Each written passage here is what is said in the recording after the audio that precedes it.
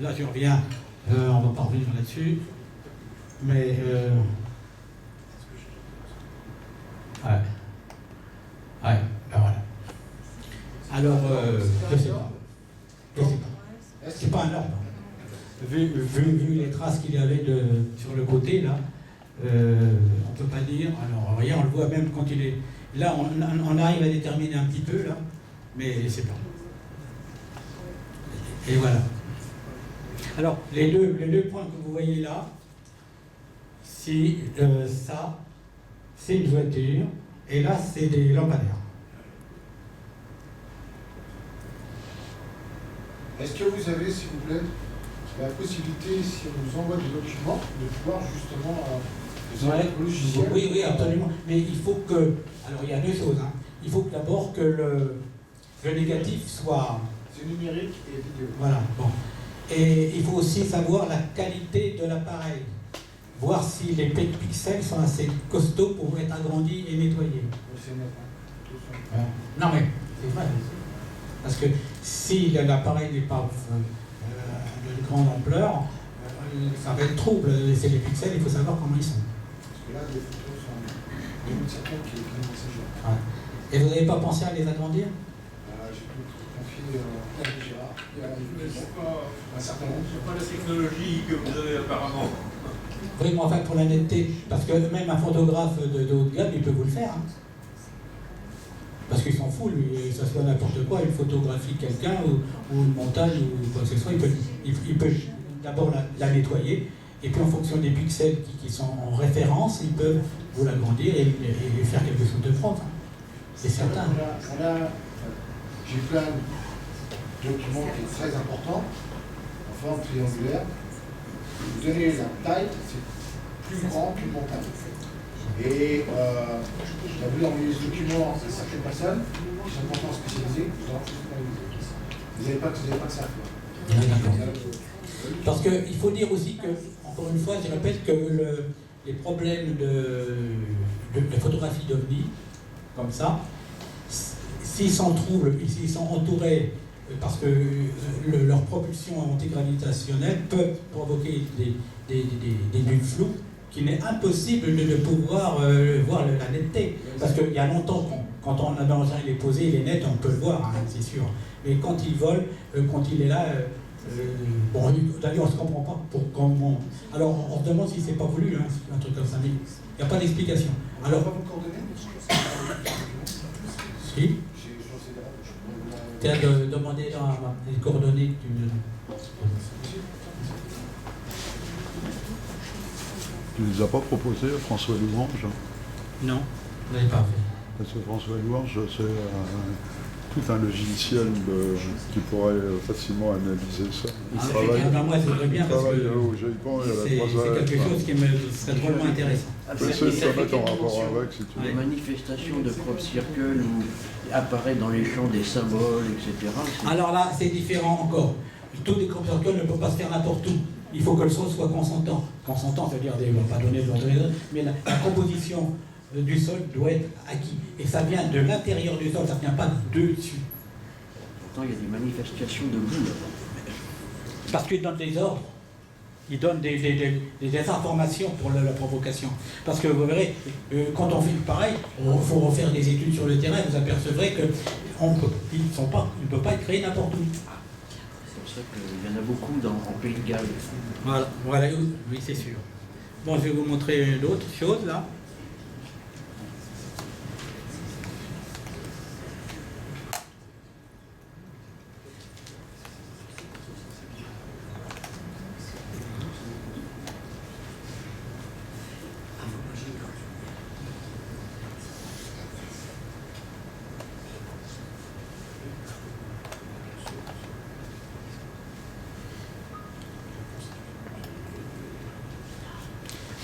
Voilà le texte que j'ai reçu. Il n'est pas bon de divulguer les secrets technologiques des extraterrestres ou de faire croire à d'autres que vous les avez divulgués. Soyez très prudents, assumez vos responsabilités. Vimo. Avec l'erreur. Faute d'orthographe. Oui, je sais. Ben oui, parce que c'est ce signe-là qui m'a... Et vous avez porté plainte? Non. Pourquoi porter plainte contre qui? Contre Zimmer. Moi, j'ai répondu, ça, je l'ai envoyé, puisqu'il y a un email ici. Il y a l'adresse cette mail. référence-là. Eh bien, cette référence-là, j'ai renvoyé. Ayez le culot de me répondre au lieu de m'envoyer ça dans incognito. Allez, j'en ai envoyé 12, 13, 14, je ne sais pas combien. C'est un humour, là. Et ça ne m'a pas été renvoyé, ça a été bien reçu, mais aucune réponse. C'est un image, c'est un message d'humour. Et le symbole en beurre, il fait partie. Ben oui, c'est ça, les mots, c'est ça. Claude, il y a eu, désolé, mais dans les lettres de Hugo, dans une des lettres Hugo, il y a eu des schémas de ces engins avec les coupes et tout. Oui. Donc il y a petit en Oui, je sais. Donc c'est pas nouveau tout ça. Je ne sais pas, ben pourquoi, j'en sais rien. C'est quand vous avez fait à la suite d'une conférence que vous avez fait à Bruxelles, à la basilique. Peut-être, je ne sais pas. C'est un plaisantin. Bon, bah, si c'est un plaisantin, je ne sais pas. Mais c'est à la suite d'une conférence que vous avez fait à Bruxelles. Ça ne dit pas ce qu'ils sont à faire et pourquoi. Bon, enfin, passons, je voulais vous montrer ça quand même, c'est marrant. Enfin, j'en ai une autre que j'ai reçue avec une lettre cachetée à la cire, un courrier. Ouais. Bon, remarquez, il y a eu pire, il y a plusieurs dizaines d'années où c'était des menaces des militaires à la 2e région militaire de Poitiers. Ça, c'était autre chose. Ouais. Ça prouve que vous êtes dans la bonne direction. Ah oui. Et oui. Oui. Alors, pour la recherche des ovnis, je voudrais bien que ça soit bien compris par tout le monde quand on veut faire des recherches. Il faut que ça soit d'abord, comme dit, mais c'est compliqué. Alors je le lis là, c'est mieux. Il faut établir un programme en commun, valable. Ensuite, le respecter, l'organigrammer. Il faut ensuite le temporiser. Ensuite, le grouper, l'unifier. Et lorsqu'il est unifié, le synthétiser. C'est seulement comme ça qu'il y a une réalisation. Alors, quand vous avez compris tout ça, eh ben vous êtes pas marre. Hein. Je vous jure qu'il y a du boulot à faire. Bon, c'est simplement pour vous dire que ça, c'était mon initiateur qui m'a engueulé quand il m'a fait ça. Alors, autre chose. L'organigramme de recherche sur les ovnis est différent d'origine, justement. Alors, les extraterrestres classiques ont 3 dimensions. Les extrapassés, parce que vous n'avez pas entendu parler, ça, les extrapassés, ce sont les entités qui sont dans le futur, qui reviennent dans le passé. Là, c'est encore autre chose. Bon, on ne va pas s'étaler là-dessus parce qu'on en finirait toute la nuit. Hein. Bon. Ensuite, il y a les mondes parallèles, il y a les dimensions du temps, il y a les propulsions des ovnis et nefs spatiales, parce que les ovnis, il n'y a pas que les ovnis, il y a les nefs spatiales qui sont différentes. Ouais. Ensuite, il y a les raisons de leur intervention sur Terre, les besoins suivant leur origine et les raisons des enlèvements. Ensuite, il faut étudier la gravimétrie, le magnétisme des minéraux, déclinaison de qualité, les courants statiques, les courants d'échauffement, les ruptures de champ. Ensuite, les études magnétiques spiralées, parce que ça aussi, personne n'en parle. La position des planètes par rapport à l'équateur céleste. Et l'orthogéométrie, le travail de recherche qui a été fait par Raymond Terrasse par rapport aux apparitions mariales et les passages d'ovnis. Ah oui. Bon. Effectivement. Ouais, et tout ça. Et oui, parce que là, on n'en parle pas beaucoup aussi, et il y a une raison. Parce que même s'il y a les catholiques, c'est que les apparitions mariales ont une relation avec les problèmes. C'est pas des hologrammes? Si, c'est des hologrammes. C'est des hologrammes. Oui, absolument. Ouais, c'est ça. Est-ce que vous tenez compte des ovnis en forme d'hologramme également? Il est possible, c'est possible, c'est absolument vrai. Parce que lorsque j'ai fait une conférence avec un appareil, comment ça s'appelle déjà, qui équilibre, je ne sais plus, je perds le nom là. Un thromboscope. Ben oui. Par exemple, ça tourne à 4000 tours, vous ne le voyez pas. Si vous arrivez avec votre thromboscope à vibrer à 4000 tours, à 4000 fréquences minutes, vous avez l'apparition de l'ovni, de l'image. Si vous passez de 4000 à 8000 tours, vous en voyez 2. Et si vous passez à 7000 tours, vous en voyez 8. Donc il est possible que quelquefois, quand vous voyez un groupe d'ovnis, il n'y en a qu'un. Mais l'œil ou l'appareil photo vous enregistre 8, 4, 2. Et voilà, c'est faire attention à ça. Parce qu'on peut le réaliser, ça en expérience, sur un écran, hein, ou un appareil qui tourne. C'est facile. Moi j'ai fait cette expérience, j'en ai acheté un appareil. L'appareil qui se déplace. Tantroscope, vous savez, ça a été inventé pour les appareils. Et c'est l'OVNI qui se déplace? Non, c'est-à-dire que l'œil humain, aussi bien que l'appareil photographique, à partir du moment où vous doublez la fréquence, vous le voyez 2 fois. Si vous passez encore à 4 fois, vous voyez 4. C'est-à-dire qu'un ovni, ou une pièce, vous la voyez le double, ou vous la voyez 4 fois. Ça dépend si vous multipliez les vibrations des fréquences de l'appareil. Et ça, on fait comme ça, ici, n'importe où, on peut le faire ça.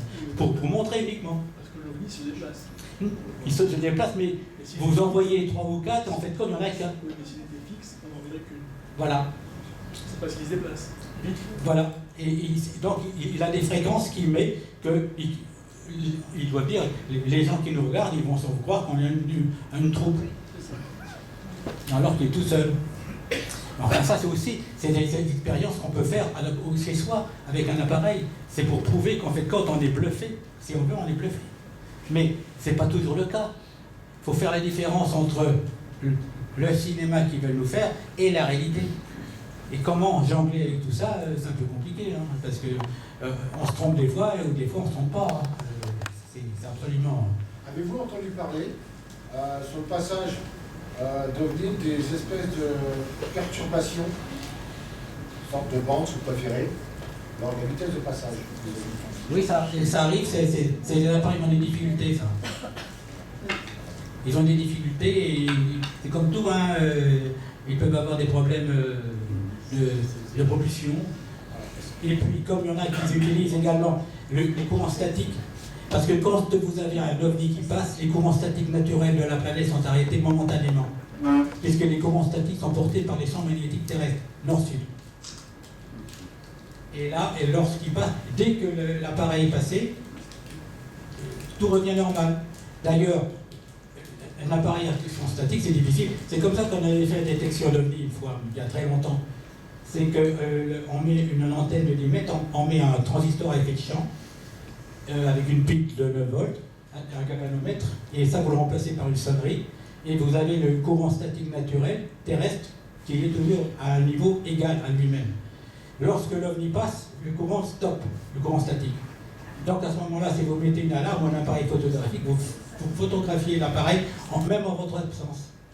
Et il revient après à son arrivée dès qu'il est passé. Et ici, nous avons ce que je voulais vous montrer, c'est la spirale, ce que je voulais dire, la spirale de l'hyperespace. C'est-à-dire que c'est ce que je voulais vous montrer tout à l'heure. Là. D'ailleurs, vous pouvez vous faire passer là.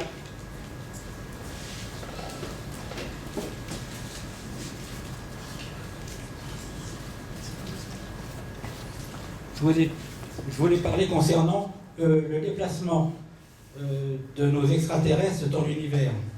Il faut se dire qu'en astronomie ou en astrophysique, il n'y a pas de la ligne droite, n'existe pas. Tout est en courbe. Bon, si on va de la Terre à la Lune, mais deux lignes parallèles qui quittent la Terre, au bout de 100 années-lumière, hein, ils se rejoignent. Les courbes, c'est en courbe. Ça, en astrophysique, on le sait maintenant, les scientifiques le reconnaissent absolument. Donc, quand on prend le problème de la 4e dimension, par exemple là, on veut dire que...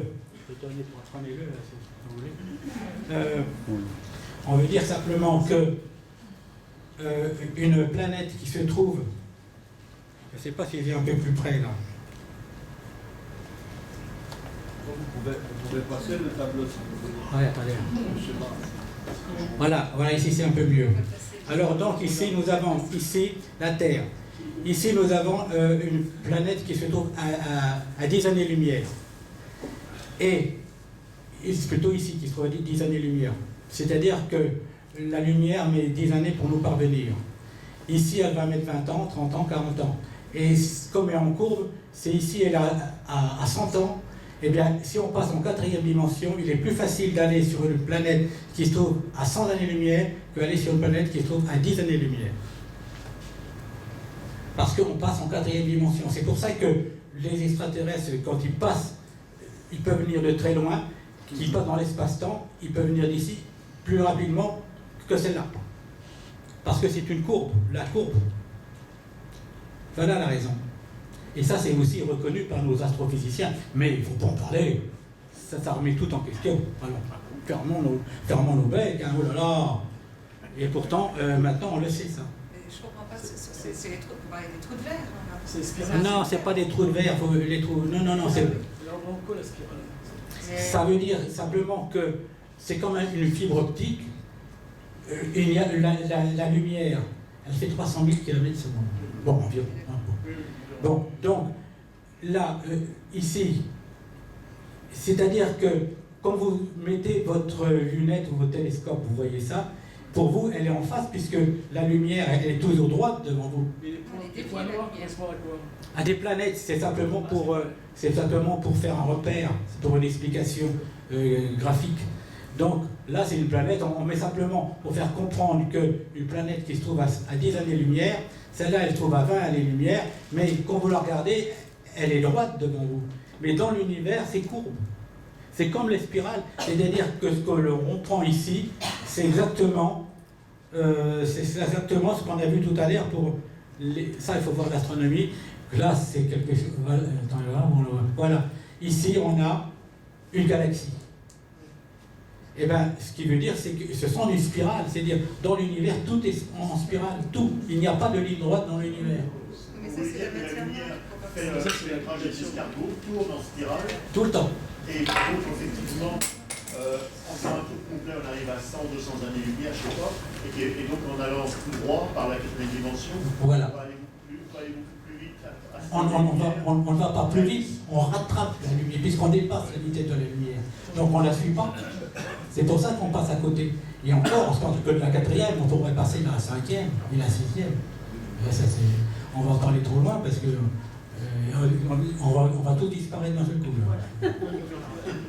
La forme de la galaxie, c'est à cause de l'agrégation de la matière. Ça, c'est la force en centrifuge de la matière. Quand vous videz une baignoire, vous avez... Voilà.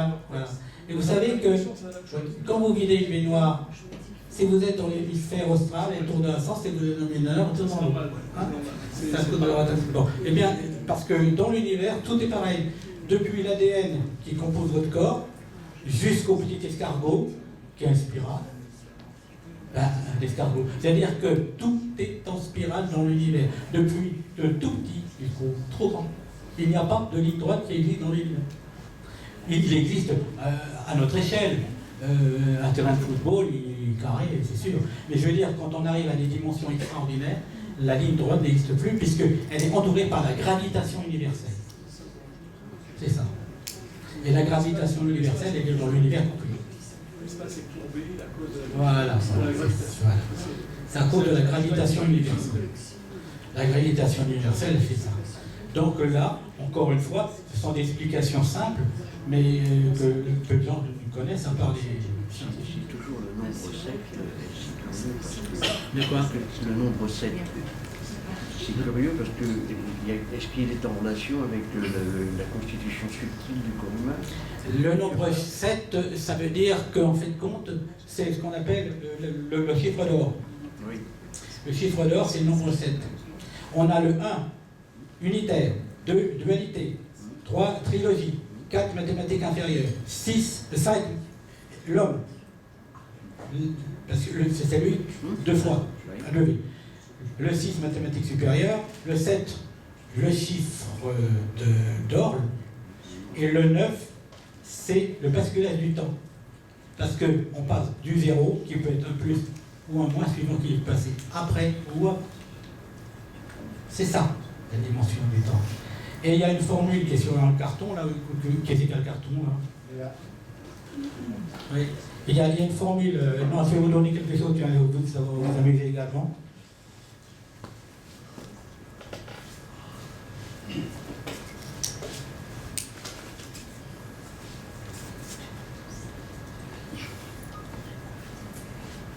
Regardez ça. Prenez-le chacun là, main. Allez. Passez-le. Voilà, c'est la première phase pour passer dans l'espace-temps. S'il y en avait un autre derrière, on pourrait passer sa main. Regardez la formule derrière. Regardez la formule. La formule du temps, c'est ça. 1 égale 2 différent de 3, cette fonction à l'infini. Ça veut dire quoi? Ah, ça veut dire quoi? Ça veut dire que c'est la formule de l'univers. 1 égale 2 différent de 3, cette fonction à l'infini. C'est-à-dire ce qui continue à faire la courbe générale de la gravitation universelle. Tout est passé par ça. Vous savez comment ça s'appelle ça? C'est une lentille Fresnel. Ouais, oui. Pour ça, vous les trouvez dans les phares. Et regardez, Bon, mais c'est une lentille plate. bon, mettez-la là. Oui, Et s'il y en a une autre de l'autre côté, il n'y en a pas. oui, mais c'est Fresnel qui a demandé ça. Oui, mais s'il y en a une autre de l'autre côté. Le physicien. Non, il n'y en a pas. Non, mais c'est normal, ça a été l'optique. Oui, mais l'optique, essayez. Effacez-le. Ben, parce que c'est une rayure fine. Voilà. Ah, vous n'êtes pas bête, doute. Hein. C'est une lentille plate, ça. Ouais, c'est vrai. C'est vrai. Dans les phares Oui, c'est ça. Vous avez une lentille. Ouais. Mais ça, ce qu'il veut simplement dire, c'est que dans le cône de ce qu'on appelle les trous noirs, Oui. c'est deux oppositions. Vous avez la fontaine blanche d'un côté et la fontaine noire de l'autre. Dans l'univers, encore, hein. Le générateur d'énergie en trou blanc et absorption d'énergie en trou noir. Ouais, ben voilà. C'est la matière qui Donc c'est ça que je voulais vous montrer concernant les passages dans le temps qui pourraient être utilisés par les êtres venus d'un autre univers, beaucoup plus rapidement que nous. On est loin de là, nous. Hein. Claude, excusez-moi, elle correspond à quoi cette formule de l'univers? Le fonctionnement de l'univers dans son intégralité. C'est-à-dire tout repose, le fonctionnement de l'univers, les galaxies, les planètes, les étoiles, de tout ce que tu peux imaginer à notre échelle, puisqu'on ne connaît pas tout. De cette formule-là, elle est pour tout. Tout est régi par ça. C'est une formule. Elle sort plus cette formule. Ah, C'est pas une question de question. c'est pas une formule scientifique. Parce que les scientifiques n'en l'ont pas encore. Demandez dans Einstein, et c'est là, il l'avait, hein. Enfin, il n'est plus là, lui. 1 égale 2, différent de 3, cette fonction à l'infini. 1 égale 2, différent de 3, cette fonction 8 couchées à l'infini. 8 couchées, c'est toujours à l'infini. Les fusées, une fusée. La batterie. La fusée.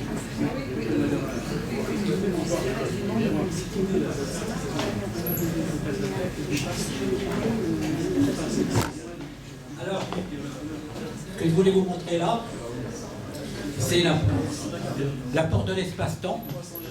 C'est ce qu'on avait trouvé concernant les positions géographiques, position magnétique, position gravimétrique, équateur céleste, etc. que vous avez pris.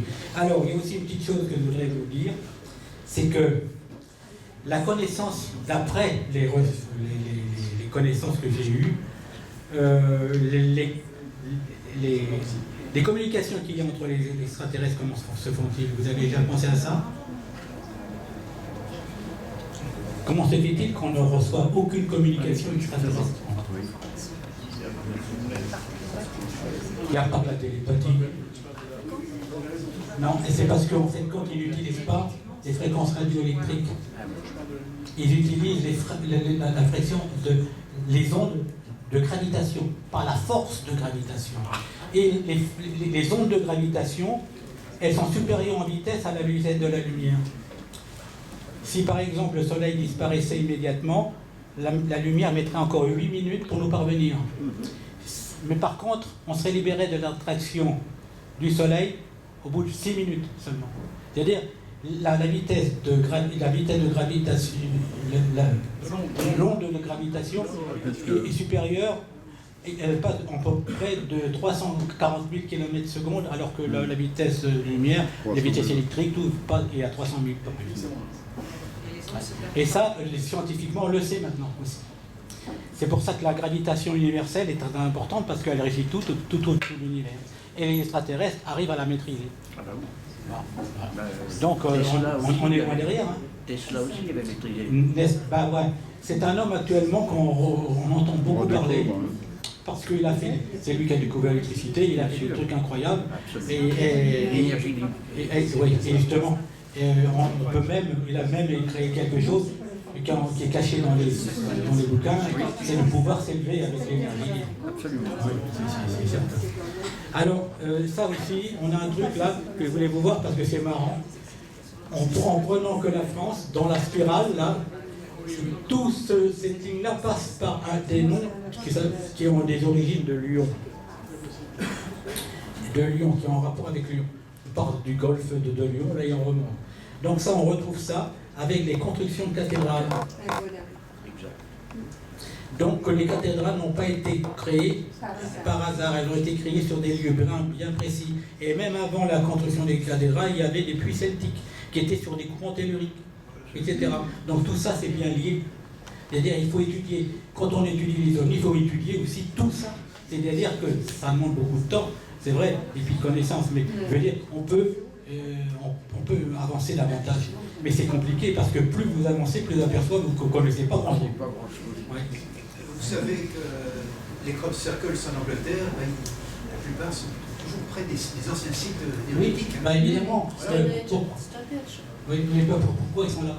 Pourquoi ils sont prêts? Ah oui, ils sont prêts. Non, mais pourquoi? Parce que les mégalithes, les dolmens, tout ça, ce sont des éléments d'antenne. Comme Francis Mazière m'avait expliqué, quand il a passé 9 mois sur l'île de Pâques, les îles de Pâques, certaines ne servent à rien. Et il y en a qui sont utiles et qui sont dirigées vers des continents bien précis. C'était pour eux pouvoir diriger des énergies sur des continents précis. Et l'île de Pâques, elle est protégée quand ils veulent par ce qu'on appelle un trou magnétique, où lorsqu'on passe au-dessus avec un avion, la boussole ne réagit plus. Ça, c'est l'île de Pâques. Et on ne parle pas de toutes les statues qui ont été dans le... Mazière, il a fait des découvertes assez prodigieuses, mais on lui a dit, tu fermes ta... Parce que sinon, on va te mettre aux éditions Lafon dans la collection des livres noirs, et tu vas te taire. Tu vas trier tout ce qui est retiré de ces bouquins des auteurs qui disent des vérités. Sinon, tu mets un fil, tu sais, sur une lame de rasoir, et tu disparais. D'accord? Alors, hop, quant à ta femme, on la vire, elle va aux États-Unis, et maintenant elle va lancer tranquillement, elle aura oublié tout. Parce qu'il y a des moyens de pouvoir arrêter. Et Mazière, il est mort évidemment, mais il est mort d'une façon naturelle. Hein. Son fils est toujours à Paris, mais bon. Voilà. Mais je veux dire qu'il avait découvert quelque chose d'intéressant. Et voilà. Et encore, son métier, c'était de pouvoir enlever tout ce qui gênait dans des livres, par des auteurs qui en savaient trop. Et comme Jimmy Dieu, il avait des connaissances, mais il a fait ça en livre de fiction. Oui. Ça permettait de passer à travers la maille du filet. En théorie sur Kennedy, vous pouvez développer Kennedy, Kennedy, lui, d'ailleurs, il est à Paris, il y avait qui c'est qui était avec elle, Marilyn Monroe, quoi. Non, qui c'est qui était. Il était prêt à divulguer les entretiens de la base 51 avec des informations qu'ils avaient réussi à la fin de la guerre, pris que les nazis possédaient pour faire des armes de destruction massive et pour faire des appareils qui volaient à des vitesses supérieures à tous les avions qui existaient à ce moment-là. Donc l'existence officielle des extraterrestres. Et là, l'ordre mondial a décidé, non, on le tue, il faut qu'il se taise. C'est tout. Donc, c'est pas le premier accident qu'il y a eu sur un président. Hein. Il y en a une autre qui a essayé de l'assassiner aussi, mais c'était pas son. Mais je veux dire qu'on l'a supprimé pour ça. Parce qu'il avait décidé de passer outre.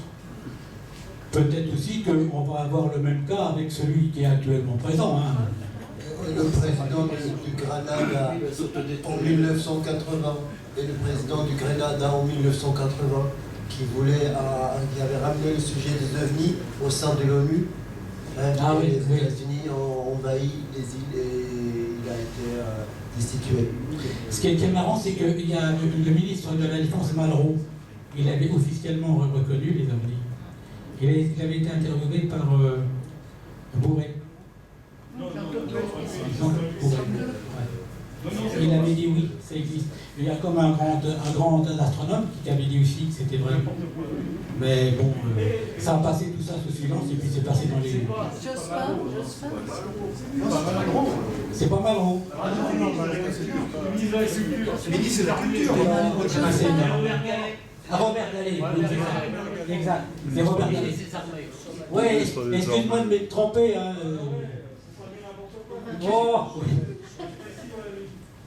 Oh là là, dis donc, celui qui n'a jamais fait d'erreur me lance sa première pierre. Hein.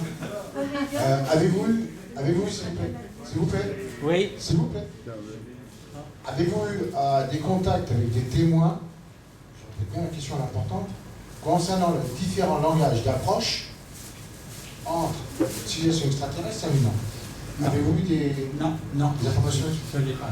Franchement, j'ai rien eu là-dessus. Eh ben, ça serait intéressant en commentaire. Ouais, non, c'est vrai. Non, mais non. Je veux dire, tout ce que j'ai eu comme contact, c'était bien français.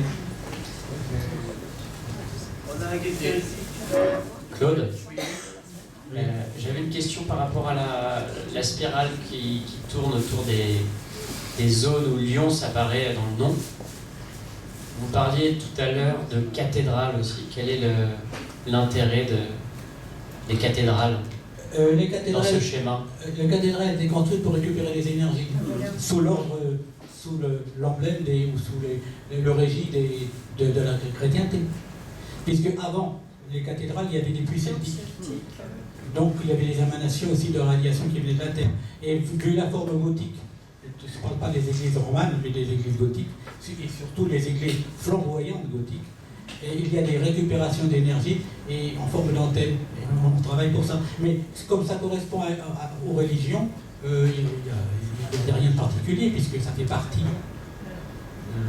Et par contre, il y a un petit détail aussi qu'il faut penser. Souvent, il y a des chambres à écho dans les églises qui fait vibrer pour recevoir. D'ailleurs, les druides le connaissaient, ça. Vous avez souvent à l'entrée des cathédrales des petits angelots avec un doigt soit sur une lyre ou sur une trompette. Ça correspond à une note de musique. Et cette note de musique, elle est en rapport avec la cathédrale pour mettre en vibration. C'est quoi cette note? Comme un sol septième, par exemple. Oui, justement, en ce qui concerne les secrets que doivent entretenir dans tous ces milieux ufologiques, il y a l'exemple de Assange et puis Snowden. Dans la divulgation de ce qu'ils ont fait en tant que document, il était dit, eux annonçaient qu'ils dévoileraient ce qu'ils savaient sur les ovnis. Et puis Motus Bouche-Cousue, il raconte des secrets dont on n'a rien à foutre. Par contre, ce sujet-là, c'est complètement escamoté. Ben évidemment, parce qu'en fin de compte, il n'y a pas la connaissance qu'il faut, et puis il y a la peur. Qu'est-ce que ça fait, ça? Non, mais ça montre que c'est bien verrouillé, mais au niveau de la planète. Oui, c'est pas uniquement les Américains, parce qu'il y a les Chinois, ils pourraient raconter leur histoire, les Russes aussi. Oui, c'est au niveau de la planète, c'est sûr. L'annonce à l'américain, c'est Corée Wood. Oui.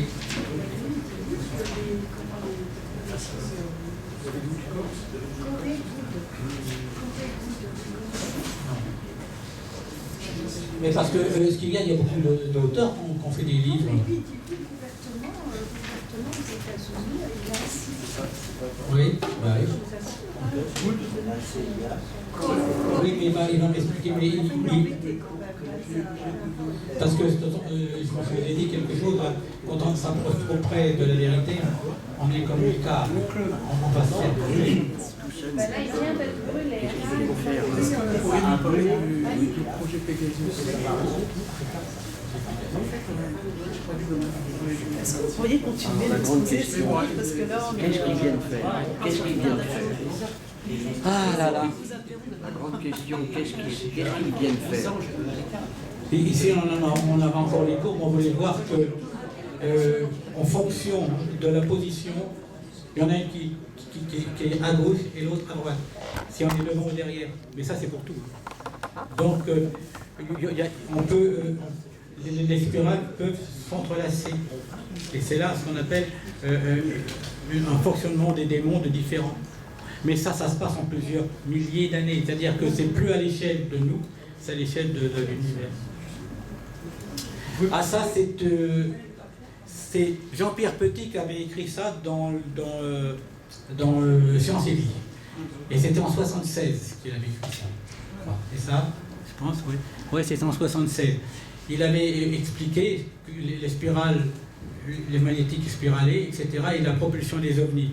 Et Sciences et Vie l'avait édité, hein, il n'a pas eu peur. Et ça a fonctionné. Et j'ai retrouvé ça parce que ça correspond à peu près à la véritable propulsion de certains ovnis qui existent. Et que tel ça, il avait mis dans le... Et il avait mis ça quand c'était vers 1930, par là, dans ces années. Il était très en avance sur son temps, même plus que nous maintenant. Dans l'ouvrage indien, hindou, Nivimana. Oui, ben... Ça, c'est la fameuse forêt d'Orient que j'avais parlé l'année dernière. Et là, on retrouve, ça c'est une porte induite qui est à la forêt d'Orient. Et ça, c'est les Templiers qui ont travaillé à faire des commanderies qui ressemblent à la Petite Ourse. Et la porte induite, elle s'ouvre exactement quand la Petite Ourse se trouve à la verticale des commanderies. Donc, pour eux, c'était pas les extraterrestres, c'était des trucs avec le Seigneur, avec le Christ, avec tout ça, ça n'avait rien à voir. Mais je veux dire, ils connaissaient ça, et pour que leur secret se transporte dans les époques futures, ils avaient créé ce phénomène de commanderie qu'ils avaient créé en forme de la Petite Ourse. Donc quand on prend la Petite Ourse, il suffit de savoir quand elle se trouve calée. Donc il faut prendre longitude, latitude, et puis regarder une planisphère, et puis on peut savoir quand est-ce que la porte peut s'ouvrir. C'est tout à fait banal, mais c'est... Là, je l'avais retracé sur une carte assez plus précise. Et là, on a ce qu'on appelle, c'était la fontaine aux oiseaux, où se trouve cette porte-là dans la forêt d'Orient. Ici, là, elle se trouve ici. Et maintenant, cette porte-là, elle est à ras, tout ça, ça a été mis dans l'eau pour une réserve de sécurité sur la centrale nucléaire de Nogent, en cas de pénurie d'eau, pour qu'il y ait toujours des réserves de refroidissement des tours. Ouais. Et donc, là, les trois quarts sont noyés. Donc, on ne trouve plus grand-chose. Ouais, oui, on a ici le lac. Mais enfin, ça, c'est simplement pour vous dire que la porte là, c'est une porte induite où on peut passer d'un espace-temps à un autre et qui date de X temps. Et encore là, c'est un terrain tout à fait banal. Donc c'est encore un mystère, comment une porte induite d'un espace-temps peut être dans un endroit qui est totalement dénudé de toute particularité, sauf lorsque la planète Terre, la Lune et le Soleil se trouvent en gravité maximum, c'est-à-dire en alignement. C'est là que les forces se salutent une à une. Tout ça, ce sont des recherches à faire. Ici, nous avons donc, c'est au nord de Mousse, quoi. Voilà, c'est ça. Non, pardon, parce qu'on voit très mal, c'est la forêt d'Orient. On voit que la forêt d'Orient, là, c'est le point où je vous ai montré qu'il y a la porte induite, et on s'aperçoit qu'il n'y a rien de particularité. Les champs magnétiques sont tout à fait normaux, et là, il y a une divergence complète, c'est-à-dire qu'il n'y a pas quelque chose de particulier entre la porte induite et les structures géologiques qu'il y a dans cet endroit-là. Il se trouve ici. C'est pour prouver qu'il y a des modifications qui sont différentes. Donc les origines sont totalement différentes. C'est ça que je voudrais sensibiliser, c'est qu'on n'en a pas du tout les mêmes. Ici on a, ça c'est toujours pareil, c'est la forêt d'Orient, mais ça c'est la gravimétrie. La gravimétrie est pareil, il n'y a rien de particulier. Donc ça n'a rien à voir. Ici, on a le col de Vence. Ici, on a le col de Vence ici. C'est pareil, il n'y a rien de particulier. Lorsqu'on la voit en géologie, c'est pareil, il n'y a rien qui peut... Par contre, je vais vous montrer une petite différence. Je pense que je l'ai là. Ça, c'est pareil, c'est le magnétisme et la gravimétrie. Il n'y a rien de particulier, il n'y a rien qui peut faire voir, comme tout à l'heure, sur les Villers, il n'y a rien à voir. Et pourtant, il y a du monde là. Alors, je ne sais pas si c'est une pouponnière, mais il y a du monde. Ici, on en a un particulier. Ici, c'est Bukhara. Alors, ici, nous avons tout un champ magnétique. Et ici, nous avons la gravimétrie. Et dans ce coin-là, si la gravimétrie n'existe quasiment pas, c'est parce que le blanc, là, correspond à du vide. Donc, le Bukhara est vide. C'est creux. Il n'y a pas de gravimétrie. Il n'y a pas de roche. On le voit sur ça, parce que ici, ça devrait être plein. Exactement comme on est au bord de l'eau, là. Et là, tout ce coin-là, qui se trouve donc très près, il n'y a aucune gravité. Et pourtant, le bien des avions évite de passer à la verticale parce que leurs éléments de boussole sont un peu perturbés. Et pourtant, il n'y a rien de particulier au niveau magnétisme, ni où la gravimétrie est très faible. C'est quand même assez étonnant. Ça aussi, c'est à voir. Il y a un mystère à chercher encore. Là, le magnétisme, il est nul également. J'ai mis assez gros, mais il n'y a rien du tout. Donc, et pourtant, le Bukhara est quand même assez important. Le Bukhara, oui, Bukhara, oui, c'est ça. Bukhara. Ça, je vais vous montrer quelque chose qui est particulier aussi, c'est des nuages jumeaux. Alors, on suppose que derrière les nuages, il y a quand même quelque chose. Mais c'est passé toujours pareil avec Laron, où il y a la fameuse ouverture sur l'espace-temps. C'est à voir, mais bon. Ici, vous avez un paratonnerre à l'envers. Et pendant des périodes particulières, là, on a ça, c'est un déversement, ce que le village s'appelle Lusigny. C'est à côté de la forêt d'Orient. Et c'est un paratonnerre, vous voyez ici, c'est pas si vous voyez bien, il y a un fil ici, vertical, qui est à quelques centimètres de l'eau.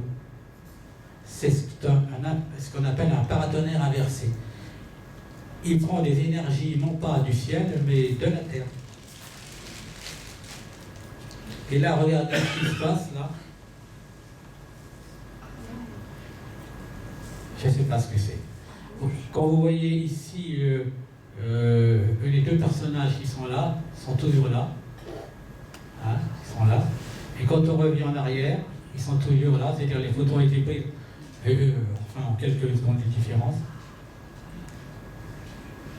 Je ne sais pas ce que c'est, mais c'est une énergie elle est rectangulaire en plus. Je ne sais pas. Mais enfin, ça, c'est quand même quelque chose. Il y a une explication, il y a une pancarte qui explique que c'est pour récupérer, c'est un scientifique qui a fait ça. L'eau, enfin, il doit y avoir à peu près 25 mètres entre les deux armatures au sol. Et puis, ce qu'il y a au milieu. C'est unique à peu près dans son genre, on n'a jamais vu ça. Et c'est une expérience scientifique qui donne certainement des résultats, mais il fait pour quelle raison, je ne peux pas vous dire.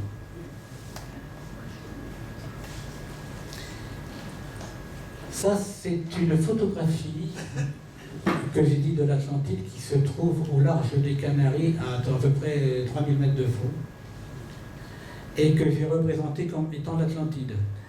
Depuis que je l'ai mis, pareil, Top Secret, il y a longtemps, elle est quasiment effacée. C'est-à-dire que Google a gommé pour qu'on ne soit plus tellement répertorié. Et quand vous voyez ça, vous voyez bien que ce n'est pas quelque chose de naturel, c'est bien une création. Et actuellement, ça se trouve à 3000 mètres de fond. Alors, comme donne une explication et pourquoi on n'en parle pas. C'est une structure. Alors, elle fait quand même, comme j'ai marqué, elle fait à peu près 117 km de long sur combien 164. 164, voilà. Alors, quand même, c'est quand même pas un petit truc, quoi. Mais pareil, personne n'en parle. J'ai envoyé une information à Google pourquoi il a effacé, j'attends toujours une réponse, et puis j'en aurai pas, parce que s'en fout. Mais si vous regardez à ces latitudes et longitudes actuellement, vous avez des difficultés sur Google Earth à le voir, maintenant. Alors qu'il était très percutant, très voyant il y a à peu près 2-3 ans. Maintenant, c'est fini. Et il y a beaucoup de choses que l'on efface progressivement pour que la population de la Terre ne les voie pas, quoi. Ça pourrait être très dangereux et remettre en péril tout ce qu'on a pu dire aux gens pour planifier des tas de choses plus ou moins vraies et qu'on reste toujours dans l'ignorance. Mais c'est comme ça. Ici, ce sont des bases en France où il y a des marques très importantes dans des champs, en cercle, dont aucune signification. D'ailleurs, on le voit ici en aérien. Vous voyez, on la voit celle-là, ici. Et quand on va sur place, c'est un champ normal. Alors, ici, c'est une base, et c'est très particulière. Si vous la voyez là, où sont les expériences tout à fait étonnantes. C'est en France, c'est dans le centre de la France. Vous savez, il faut chercher des fois on découvre. Ça, c'est une lettre que j'avais eue de David. Vous savez, celui qui a été dans un ovni en 1954 avec son enfant, son fils, et son chien, d'ailleurs, qui est mort de trouille parce qu'il a eu de ses coliques, il s'en est parmi le pauvre. Et son fils, il est rentré dans les ordres après, il a été curé, puis il a disparu, il ne veut absolument plus qu'on parle de ça. Et ce monsieur de Telvide, Marius, on l'appelle Marius. Hein, Delville. Vous connaissez? Comment vous l'avez connu? Quand il était encore... Non, quand il était à Tours. Voilà. D'ailleurs, il est enterré à Tours. Oui, il est à Tours. Il savait à peine écrire, c'est sa femme qui faisait tout. Et il a été massacré, ce mec, on lui a cassé un bras, enfin, il a eu des trucs affreux. Il y a même la télévision qui l'a pris comme un imbécile pendant longtemps, là. Et il s'est fâché avec Marc Théouin parce qu'il n'était pas d'accord. Et Gilles Miguel, il a aussi rendu un peu ridicule à un moment donné. Enfin, il y a eu des tas de petits problèmes avec lui. Et il m'a fait mal au cœur parce que c'est un homme qui avait découvert quelque chose de très intéressant. Mais alors, le pire pour lui, c'était étonnant, c'est que quand il est parti, avant d'aller en prison, il a été dans la maison des fous, il a compté ses poules et il y en avait qui manquaient. Et les extraterrestres qui lui ont piqué des poules. Ça, ils ont fait un émerveillé. Ouais, c'est vrai. Ils ont pris des lapins, des poules. Il n'y a pas que lui dans le village, il y a d'autres paysans qui ont perdu des poules. Alors, quand on voit des êtres de ce teneur-là voler des poules, ça fait drôle. C'est pour faire des expériences. Ah oui, c'est ce que je vous dis tout à l'heure, c'est aussi pour essayer de trouver une génétique correspondant à quelque chose. Mais parce que ça ne colle pas avec le tout. Donc, on voit bien que dans certains êtres, ils ont besoin de quelque chose. Vous pouvez nous raconter son histoire? Marius, ce qu'il avait, c'est qu'il était gardien dans Passage-à-Niveau. Et donc, c'était dans le nord de la France, je ne me rappelle plus que c'était le village, c'était en 54. Et tout d'un coup, il a entendu le bruit. Donc, il a sorti, il a vu un objet se poser sur la voie ferrée. Et cet objet, il avait pas des pattes, il avait des piliers en métallique. Il s'est posé sur ces traverses de voie ferrée. Il s'est approché, il n'a pas eu peur, son chien s'est mis à gueuler, il a foncé sur ça. Puis il est revenu en gueulant, il a attrapé une colique et il est mort. Et lui, comme il était très ignorant, c'était un gitan. Il était très ignorant de tout, il ne connaissait pas. Il a voulu aller plus près. Et puis l'objet s'est envolé. Il est revenu plusieurs jours après, c'est pas pareil. Et là, ils l'ont fait monter dans son engin. Et il parlait français, il leur a dit qu'est-ce que vous venez faire là, qu'est-ce que vous êtes? Ah, il a dit, de toute façon, vous ne comprenez pas, c'est pas de votre rayon. Mais si vous voulez, ne touchez pas à ça parce que c'est du déchet. Et puis il a ramassé quelques éléments de nickel en boule, dont il m'a montré, donc là, et il a dit on pouvait en prendre, on en a assez. Donc il parlait parfaitement le français. Et la particularité qu'il avait quand il me racontait, c'est qu'à l'intérieur, alors que l'engin faisait peut-être une dizaine de mètres de diamètre, c'était énorme, c'est-à-dire on serait cru dans une ville. Alors que l'extérieur, c'était un truc de 10 mètres. Et il y a plusieurs observateurs qui ont déjà vu par les hublots, on raconte ce même phénomène d'éléments très très grands par rapport à l'extérieur. Et lorsqu'il est reparti, donc son fils est rentré également, il avait à peu près 4-5 ans son fils. Il est rentré dans l'appareil, ils ont parlé et puis il est reparti. Ils l'ont quitté, il a dit on va partir, il faut qu'on quitte. C'est là qu'il y a des poules qui ont disparu. En plus, quand il est reparti, il a été voir la gendarmerie, la gendarmerie est venue, il y a eu une enquête faite, enfin, tout un cinéma. Et les empreintes qui ont été laissées sur la voie ferrée étaient estimées à 30 tonnes de poids. Je l'ai dit tout à l'heure. C'est la première estimation et c'est la seule qu'on a eue au niveau d'une estimation de poids par un endroit d'un engin. Parce que l'empreinte qui a rentré dans le bois de la traverse de la voie ferrée est estimée pour faire une pression pareille, ils l'ont estimé à 30 tonnes. Donc c'était quelque chose de monstrueux. Et après il a été en maison de psychiatrie pour être soigné, il a été tabassé, enfin... Ces êtres, il les décrivait comment? Ces êtres, il les décrivait comment? Ces êtres, il les décrivait petits, très petits, avec une grosse tête et très très gentil. Mais en fait, quand il a soi-disant passé une vie médicale un petit peu, il en fait des tests un petit peu, mais absolument, vraiment, il n'a pas eu peur. Son fils non plus n'a pas eu peur, mais il a été impressionné. Et je lui ai dit, quand il a grandi, il a quitté son père et il est rentré comme curé dans les ordres. Où il n'a plus jamais voulu entendre parler de ce phénomène. Et même là, bien là, il n'est pas mort, mais il n'a jamais voulu. Et lui, Marius, il a toute une histoire et il est mort tranquillement, il est enterré à Tours, là, où il avait quitté bien longtemps sa voie ferrée qui n'existe plus. Par contre, un fait important, d'ailleurs je l'avais mentionné dans le top secret de l'époque, c'est le numéro 35-36, je ne me rappelle plus. À la place de la maison où c'est atterri, maintenant il y a des fils de fer barbelés et c'est interdit d'y aller, il y a des chiens qui sont en liberté et c'est marqué ne pas rentrer parce qu'on fait des essais de vitesse de voie de train électrique. De train électrique. Essai de train électrique et tout est bariolé par des fils de fer barbelés avec des chiens. Et il y a une pancarte d'ailleurs, il y a une pancarte, attention, danger, les chiens ils protégés, ils font des essais pour des trains électriques de vitesse. Complètement taré, enfin c'est comme ça. Mais c'est vrai, la pancarte y est toujours, donc on ne rentre pas dans cet endroit. C'est tout.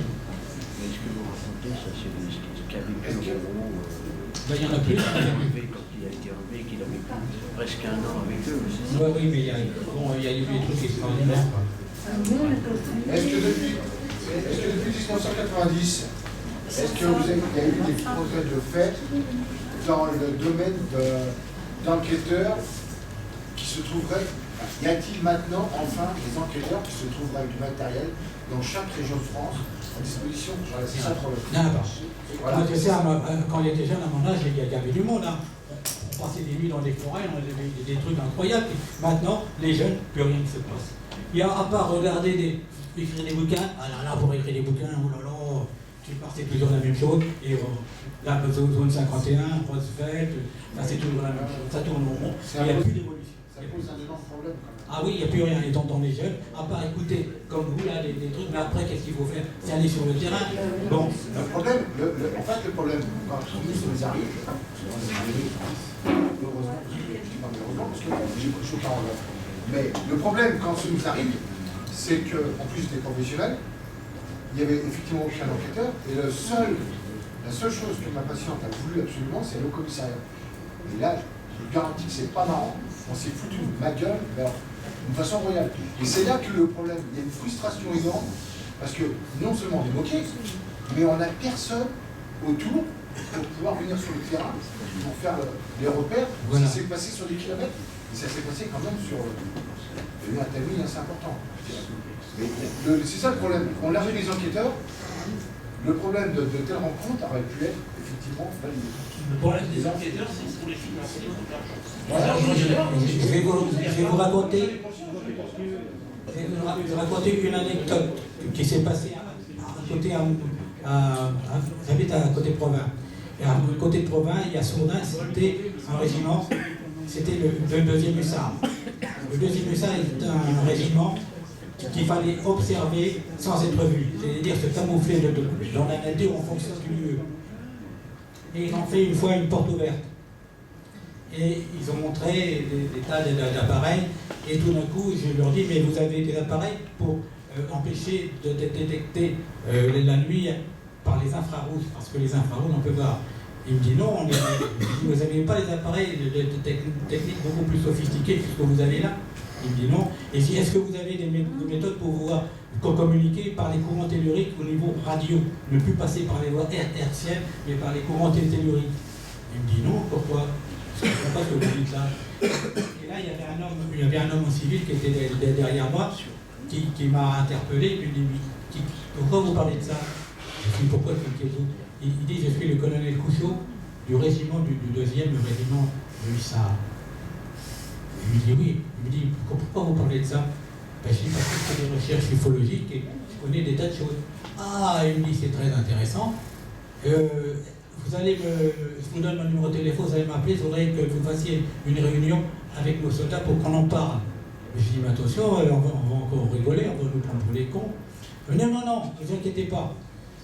Il m'a donné un rendez-vous. Ok, donc je le rentre dans son bureau, il me parle, il m'explique. C'est pour sensibiliser certaines personnes de notre régiment. Je dis bien mon colonel. Bon. Donc il me donne un rendez-vous et quelques semaines après, je ne me souviens plus quand, il me fait rentrer et puis il me présente 2 personnes avec une 203 Peugeot, c'est une voiture tout à fait gentille, armée jusqu'aux dents, c'est un service de renseignement. Avec, non, c'était une 203, non, pas une 203, une 400, enfin une Peugeot. Parce que 203, c'est autant que 400. Ouais, ça doit être ça. Enfin, qu'importe, il était là. Et ils sont venus, on était au mess, on a mangé. Et puis il m'a dit, mais monsieur, vous intéressez aux ovnis? Je dis oui, mais pourquoi ça vous intéresse, vous?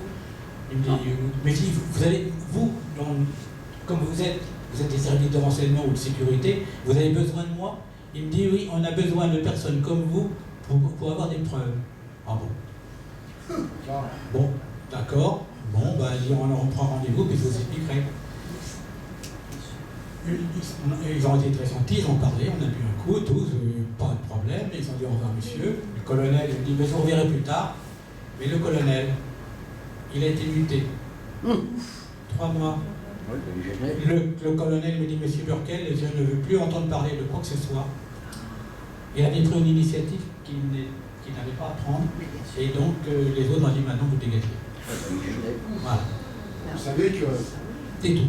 Vous savez que la journée du 15 août 90, pour l'illustration de ce que vous êtes en train de dire, la gendarmerie, je vais vous dire, la gendarmerie nationale de Montbarreau, qui est en faction sur le pont de l'autoroute, à 71, a été témoin à 17 heures du phénomène en question que moi j'ai vécu avec l'impulsion derrière. Oui. Il y a un propriétaire viticole qui était présent, qui est témoin d'ailleurs, qui m'a laissé ses coordonnées. Il a demandé à la gendarmerie de bien vouloir publier une enquête pour l'entendre. La gendarmerie a refusé. Il y a une enquête qui s'est déplacée sur les lieux quand ils ont su ce qui est arrivé. La gendarmerie a classé cette affaire en secret défense.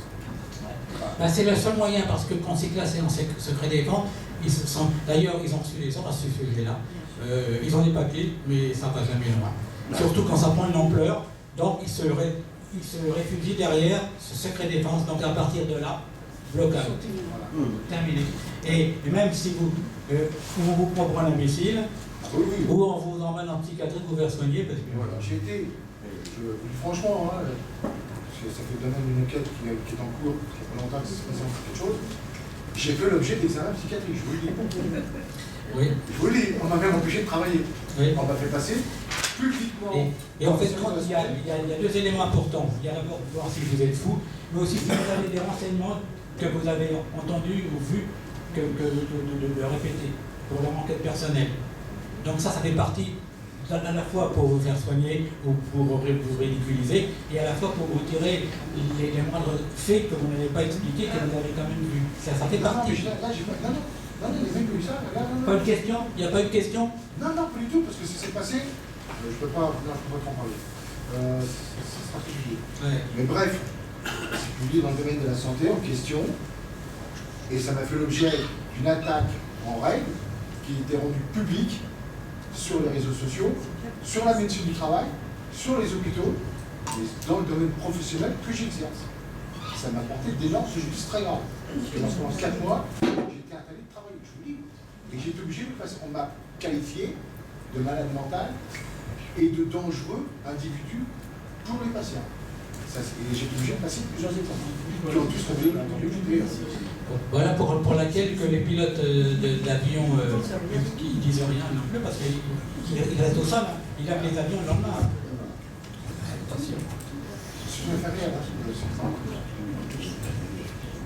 Claude. Le tableau, il est où, le carré, là? Claude, on peut reprendre le film. Ouais, mais je ne sais plus ce qu'il y a maintenant, t'as des erreurs. Passer, là. Est-ce que vous voulez mettre Tout le monde. Ça, c'était une... Est-ce que vous avez entendu parler du docteur Pagès? Oui. Électrodynamique. Ça, c'est une formule comment passer dans l'espace-temps. À lui. Maurice Pagès. Pagès, oui. Oui. Ouais. Ça date des années 60. Docteur Pagès. 69. Ouais.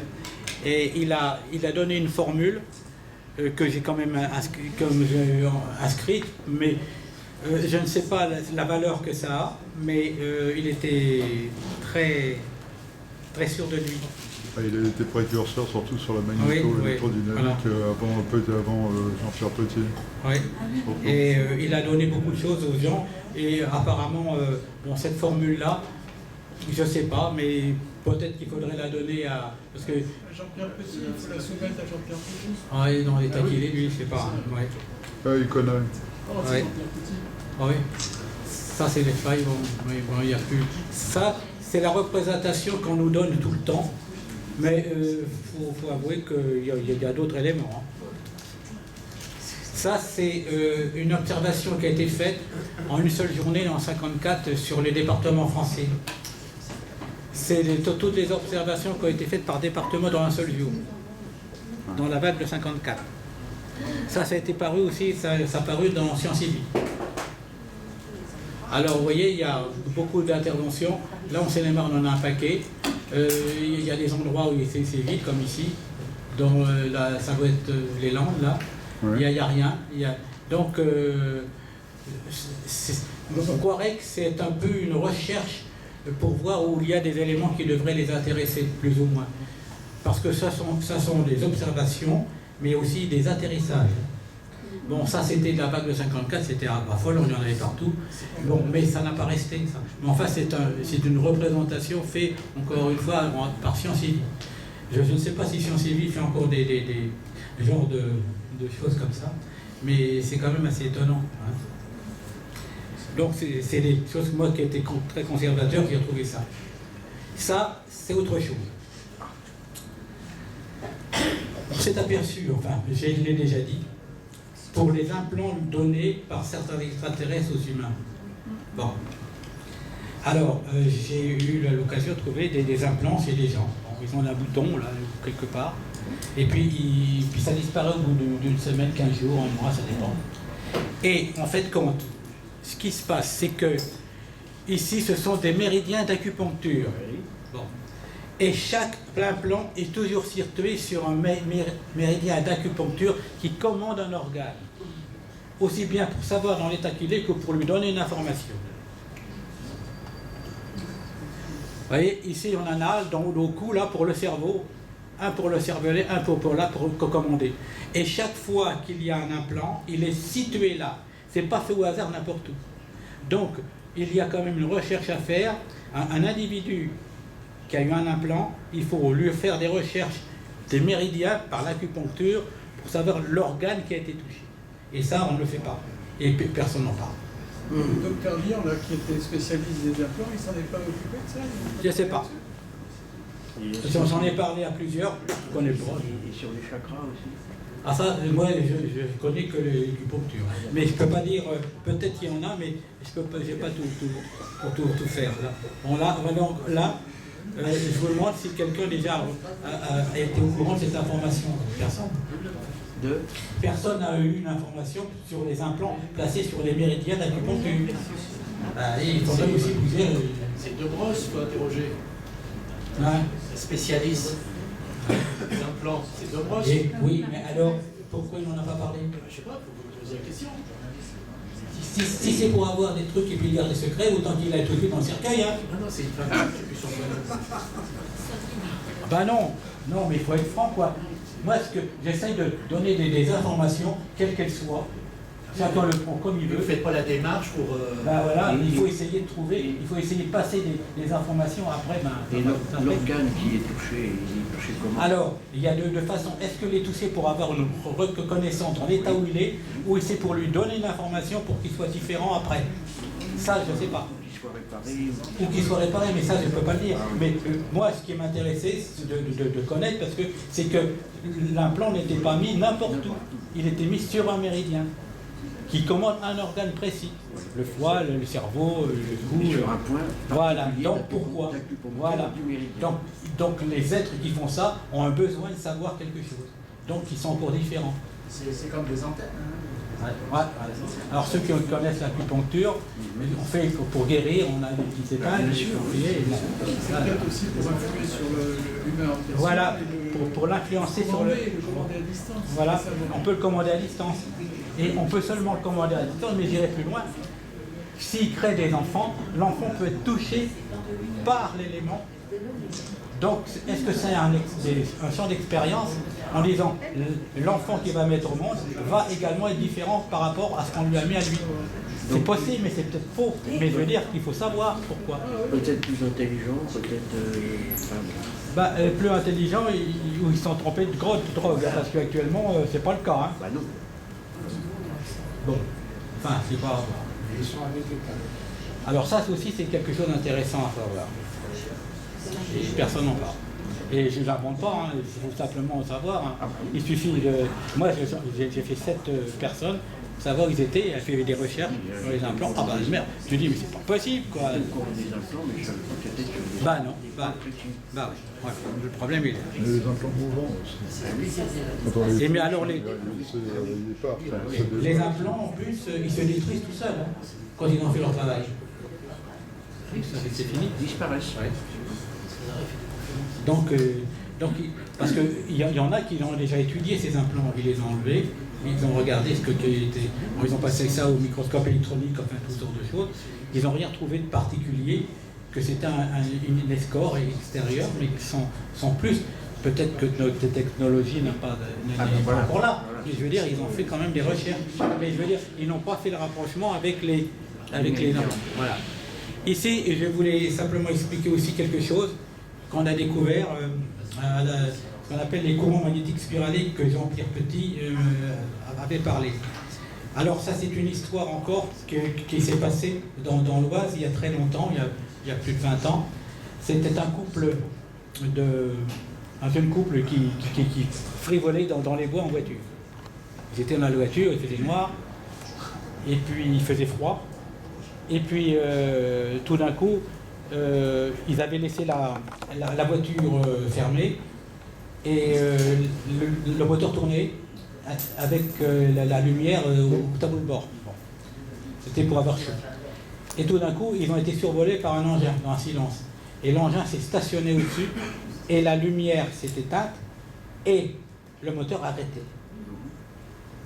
Moteur en panne, tout ça, mais ils ont sorti et ils ont vu un objet stationné. La trouille, la peur. qu'est-ce que c'est que ça? Bon, enfin, ils n'étaient pas du tout à ça, hein, ils étaient loin de passer à ça. Et lorsque lui, tout d'un coup, il a repris ses esprits, il a été chercher, comme il était dans le noir, une torche électrique. Et là, quand il a voulu allumer, la torche électrique fonctionnait, contrairement à tout le reste qui était éteint. Oui, mais je donnais l'explication pourquoi. Donc là, elle fonctionnait tout heureux. Ils ont regardé, l'objet, il a commencé à partir. Et là, lorsque l'objet s'est éloigné, la lumière est revenue. Et le moteur, enfin, il a fallu le remettre en route, mais il est parti. Bon, une trouille terrible, ils sont partis. Et l'explication, c'est que, après, là, pas un temps après, là, je les ai retrouvés dans l'Oise. Ils sont mariés, ils ont des enfants. Ils ne voulaient pas reparler de cette affaire-là. Et je leur ai expliqué pourquoi que la lampe avait subi la fluctuation du moteur. Et en fait, avec Jean-Pierre Petit, il y a eu une explication qui n'a pas été plus loin, c'est dommage. C'est ça. C'est-à-dire que les courants magnétiques spiralés déplacent les électrons autour de l'atome de façon qu'ils tournent dans l'élément nord-sud. Ils ne tournent pas n'importe comment. Ils reviennent dans un élément comme ça, c'est-à-dire nord-sud. Ça veut dire qu'ils modifient la rotation des électrons autour des atomes pour travailler sur l'antigravitation et sur moduler la matière au niveau, pas densité, forme et structure. C'est pour ça des fois on les voit se déformer. Donc les électrons libres qui arrivent dans les conducteurs électriques sont arrêtés par ces atomes. Et l'électricité ne passe plus. Parce qu'il y a une très grosse distance entre la batterie et le reste. Donc les électrons libres ne peuvent plus passer le câble. Mais dans la partie de la torche, il y a très peu d'écart entre la batterie et la lampe. Et la force n'était pas assez forte pour empêcher les électrons libres d'être arrêtés. Et c'est pour ça que la lampe continue à s'allumer. Par contre, sur les câbles qui faisaient 1 mètre ou 2 entre la batterie et le moteur et les lampes, il y avait trop grande distance. Donc l'influence des courants magnétiques spiralés interdisait le déplacement des électrons libres à travers les conducteurs électriques. Voilà. Et ça, je l'ai réalisé chez moi. Et ça fonctionne. Encore une fois, l'explication. Donc leur propulsion sur cela travaille sur les modifications de la structure des atomes. C'est pour ça, leur densité est la même, mais leur forme peut être différente. Et l'activité de la gravitation sur leur engin peut être différente. Donc on avance vers une explication de leur propulsion pour ces gens. Donc ça, c'est une explication à développer. Et Jean-Pierre Petit, il le connaissait. Mais on n'en a pas parlé.